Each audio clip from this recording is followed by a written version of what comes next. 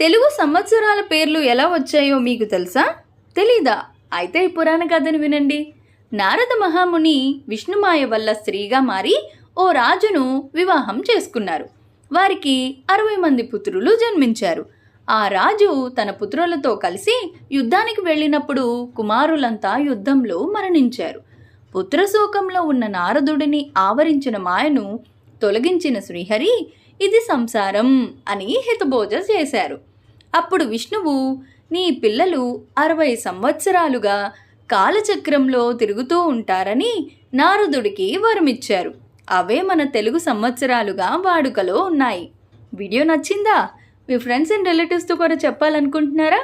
అయితే తప్పకుండా ఒక లైక్ చేయండి. మీ స్టేటస్ అన్నిట్లో కూడా షేర్ చేసేయండి. మరొక సరికొత్త వీడియోతో మళ్ళీ మీ ముందుంటాను. అంతవరకు చూస్తూనే ఉండండి స్కిల్స్ ఆన్. మీ మోనికా కిషన్.